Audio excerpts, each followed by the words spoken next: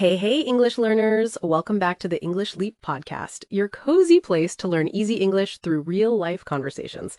I'm Anna. And I'm Jake. We're so happy you're here with us today. And today we're talking about something that feels very modern, very personal, and honestly, very frustrating sometimes. Yes, because we live in a time when almost everything is supposed to make life easier. We have washing machines, mixers, juicers, vacuum cleaners, dishwashers, so many inventions that are supposed to save time and make daily life easier. Right, and not just that. Food comes to the door, payments take seconds, reminders remember things for us, and every app seems to promise a faster, easier life. And yet, isn't it strange, even with all of that, so many people still feel rushed, behind, and tired. Yes, and that is the part that feels almost confusing, because when we think about our parents, grandparents, or even older generations, they had fewer machines, fewer shortcuts, and nowhere near the same technology. Exactly. They did so much by hand. Daily life was harder in many ways. And still, a lot of us look back and feel like they had something we are missing now, more breathing room. Yes, more real free time, more hobbies, more evenings that felt slower, more moments that were not broken into tiny pieces. Right. Somehow they had time to cook, talk, visit people, sit outside, fix things, read, garden, do hobbies. And now we have machines helping us with everything, but we are still saying, sorry, I'm so busy. Yes, we have more convenience, but somehow less calm. And I think that contrast hits people deeply because it makes us ask a very honest question. If life is easier now, why do we still feel like we never have enough time? Exactly. Why does a world full of time-saving tools still leave so many people feeling mentally crowded? Because that is the real feeling, isn't it? Not just busy, but crowded. Too many little things, too many tabs open in the mind, too many small demands pulling at us all day. Yes, you wake up, check one thing, reply to one thing, remember three other things, and suddenly your brain is already in a meeting it did not ask to attend. That is painfully accurate. And I think so many people know this feeling. The day goes by, you were active, you were busy, you answered things, you handled things, but in the evening, you still think, wait, what did I actually do with my day? Yes, life became more convenient in many ways, but it also became noisier, faster, and more demanding in ways people do not always notice. So in this episode, we want to talk about that. Not in a stressful way, not in a do more, do more, do more way. Right. We want to share 9 practical ideas that can help you make the most of your time, protect your energy, and feel more present in your own life. And because this is the English Leap podcast, we're doing all of this through English you can really use in real life. This is a B2 level episode, so the language will be a little richer, but still natural, clear, and comfortable to follow. Yes, so please don't worry if you don't catch every single word. Just stay with us, listen for the feeling, and let your English grow naturally as you listen. And later in the episode, we'll also explore some powerful words and expressions, so stay with us for that too. And before we begin, if you enjoy learning English through honest, meaningful conversations like this, please like the episode, subscribe to the channel, and join the English Leap family. And today, we'd really love to hear from you. What quietly steals the most time from your day? You can keep your answer short and simple, or share a little of your own experience. We always love reading your thoughts. Because sometimes we do not lose time in one big, dramatic way. We lose it little by little in ways we hardly notice. And maybe this is a good place to talk about that. All right. Let's begin. Honestly, I think people are wrong when they say the day begins in the morning. I think the day begins the night before. Jake! Sorry, listeners. I think Jake did not sleep well last night. What? Why am I being attacked for telling the truth? Because that sounded less like a life lesson and more like a confession. Okay, maybe a little, but still, it is true. No, but really, I agree. A lot of people wake up already tired, already rushed, already mentally crowded, and then they blame the morning. Exactly. But the morning is often just the result. If the night was too late, too noisy, or emotionally messy, the next day starts with damage already done. Oh, yes. People say, I need a better morning routine, but sometimes what they really need is a gentler ending to the day. Right. If the night ends with one more task, one more episode, one more scroll, one more worry, the mind never really lands. Oof, yes. The body goes to bed, but the mind stays open. So maybe the real takeaway is this: a better tomorrow often begins with a calmer ending tonight. And once the mind starts carrying too much from the night, it becomes much easier to overload it again during the day. Yes, and not all tiredness comes from hard work. Some tiredness comes from too much useless input. Exactly. Too many updates, too many opinions, too many random little things entering your head and leaving a mess behind. And that is where people often squander their attention. Right. Squander means to waste something valuable in a careless way. And attention is valuable. Peace is valuable. Clear thinking is valuable. But people lose these things little by little, not all at once. Yes, one tiny random check feels harmless. Then another one feels harmless. Then somehow your brain feels like a room after a children's birthday party. Very loud, very sticky, very hard to clean. Exactly. And the scary part is, not everything that enters your mind deserves to live there. Right. Some things inform you. Other things just crowd you. So maybe the takeaway is simple. If you want a clearer life, you have to protect your mind from useless noise. And when the mind gets too crowded, even the smallest unfinished tasks start feeling much heavier than they should.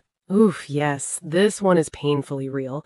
Sometimes the biggest stress in a day is not one huge problem, it is 5 tiny unfinished things. A reply, a booking, a payment, a form, a call. Small tasks, big personalities.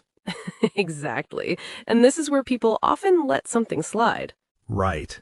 Let something slide means to ignore it or allow it to be neglected. At first, it feels small. I'll do it later. But then later becomes tomorrow. And tomorrow becomes 3 days. And suddenly, the task is taking up emotional space it never deserved. I had that with one simple email recently. It should have taken 4 minutes, but because I delayed it, it started feeling like I was writing to a king. Why do tiny tasks become so royal in the mind? I do not know, but they do. And that is the trap. The task stays tiny, but the mind keeps carrying it.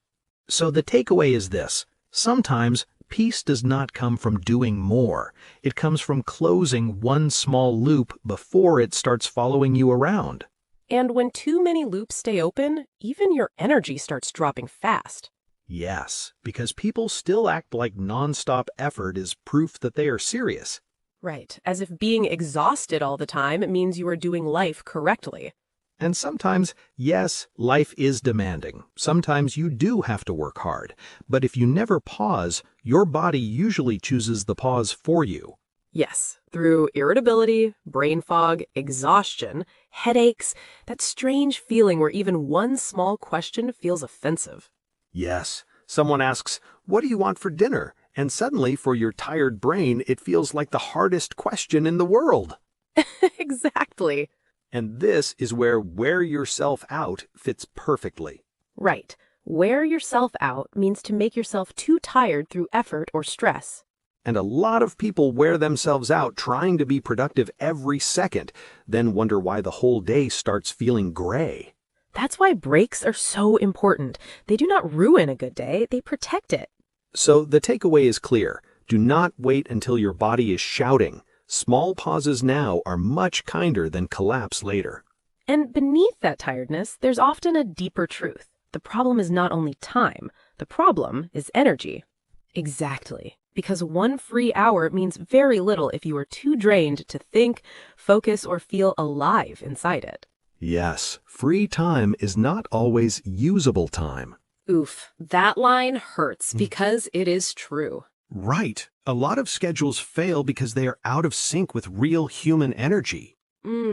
Out of sync means not working in harmony or rhythm. So on paper, the plan looks perfect. But if your sleep is poor, your mind is heavy, or your body is tired, the plan and the person are no longer moving together. And then people blame themselves. Why am I so lazy?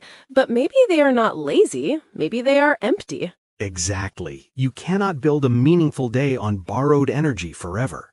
So the takeaway is this. Protect your sleep, your rest, your body, your mind. Time matters, yes, but energy is what makes time usable. And once you start respecting your energy, you begin to notice that some hours of the day are far more powerful than others. This point is so practical. Because not every hour has the same value. Exactly. Some hours are sharp and alive. Some hours feel like your brain arrived wearing slippers. Very true. And yet people often spend their best hour on the least important thing. Right, which is why reclaim matters here. Yes, reclaim means to take back something that was lost. So sometimes making the most of your time is really about reclaiming your best attention from weak priorities. Yes. Do not spend your clearest hour on your weakest task. Wow, that one line could change a whole week. Because when you give your best energy to crumbs, you have nothing strong left for what actually matters. So the takeaway is simple. Identify your golden hours and protect them for real work, real thinking, and real priorities. And protecting those hours often means protecting them from one more quiet thief: unnecessary yeses. Yes, time is not always stolen dramatically. Sometimes it is stolen very politely. Exactly. Through a quick favor, a small request, or one of those sweet little lies. It'll only take 5 minutes. Yes, famous last words. And I think some people cling to busyness because it makes them feel useful or needed. Right. Cling to means to hold on to something too tightly. So even when busyness is exhausting them, they still hold on to it because it feels like proof that they matter, proof that they are important. Oof, that is deep. Because sometimes saying yes is not kindness. Sometimes it is fear. Exactly. And every unnecessary yes becomes a quiet no to your peace, your focus, your rest, your own life. So boundaries are not cold, they are protective. That is the takeaway. Not every request deserves your life. You are allowed to say no before your day gets eaten from the edges. And when you stop leaking time everywhere, something beautiful happens. You start noticing life again. This point feels emotional to me, because time does not only disappear through work, sometimes it disappears through speed. Exactly. When life gets too fast, the days do not just pass, they blur. Breakfast becomes background. Walks become rushing. Even rest becomes another task. So true. And then people say, this week vanished. But the truth is, the week was barely felt. Because speed steals detail, and detail is where life is actually felt. That is beautiful. Which is why sometimes you have to carve out time for slowness. Right. Carve out time means to deliberately create time for something. A quiet walk, a slow meal, a real conversation, 10 minutes without noise. These moments look small, but they return you to your own life. So the takeaway is this: slowing down is not wasting time. Sometimes it is the only way to stop losing your life in pieces. And that leads us to the final truth, because this is not really about becoming more efficient, it's about becoming more conscious. Exactly. If time management becomes another way to pressure yourself, then we missed the whole point. Right. The goal is not to become some perfect machine with flawless routines and a glowing face at 5 a.m. Very suspicious person. We do not know them. We do not. The real goal is simpler and deeper. It is to build a life you can actually sustain.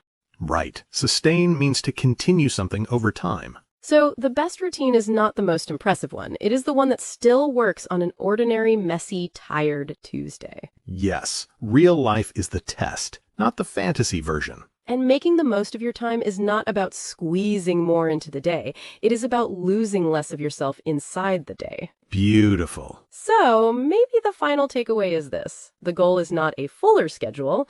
The goal is a fuller life. Slowly, kindly, consciously. Yes, that is how real change stays. And honestly, we used some really good words while talking about all this. We did. So this feels like the perfect moment to slow down and look at some of them together. Yes, because sometimes the best way to really remember new English is to hear it in a real conversation first, and then slow down and look at it more closely. Exactly. That way, the words do not feel random. They feel connected to real life, real feelings, and real situations. So let's start with a strong word from today's episode: squander. To squander something means to waste something valuable in a careless way.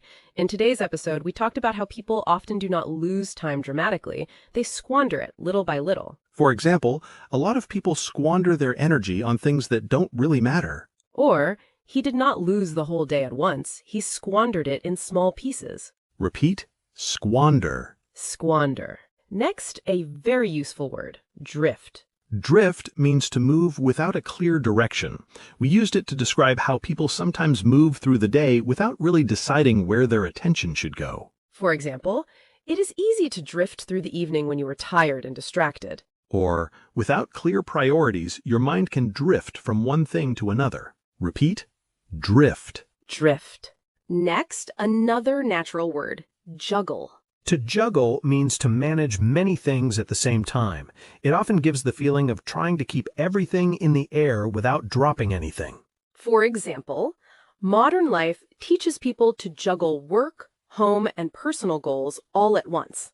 Or, she is juggling too many responsibilities and it is exhausting her. Repeat, juggle. Juggle. Now let's look at a really useful word, sustain. To sustain something means to continue it over time. In this episode, we talked about building habits and routines you can actually keep, not just start for 2 or 3 days.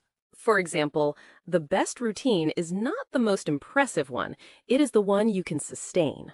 Or, small healthy habits are easier to sustain than extreme ones. Repeat, sustain. Sustain. Next, a great phrase, cling to. To cling to something means to hold on to it too tightly. In today's discussion, we said that some people cling to busyness because it makes them feel important or needed.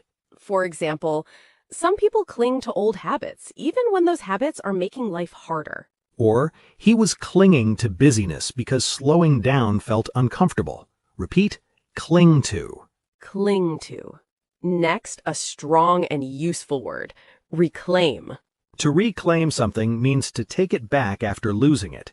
In this episode, we used it to talk about taking back your best attention and your best hours.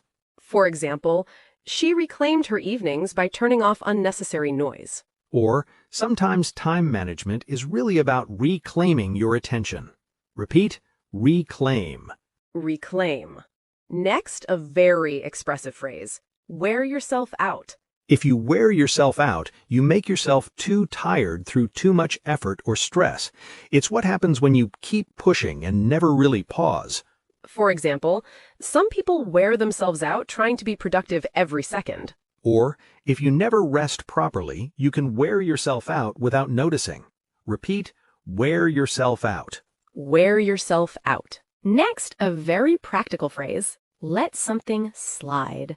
To let something slide means to ignore it or allow it to be neglected. We used it to talk about small tasks that people delay until they become mental noise. For example, when life gets busy, people often let small responsibilities slide. Or, he let one simple task slide and then it stayed in his mind all week. Repeat, let something slide. Let something slide. Next, an excellent phrase, carve out time. To carve out time means to deliberately create time for something important. It means you do not just wait for free time to appear, you make space for it on purpose. For example, she carves out time every evening to read and think quietly. Or, if something matters to you, you usually have to carve out time for it. Repeat, carve out time. Carve out time. And finally, a very helpful phrase, out of sync. If something is out of sync, it is not working in harmony or rhythm with something else. In the episode, we used it to describe schedules that do not match real human energy. For example, sometimes your plan fails because it is out of sync with your energy. Or, he looked free on paper, but in real life, his day was completely out of sync with how he actually felt. Repeat, out of sync. Out of sync.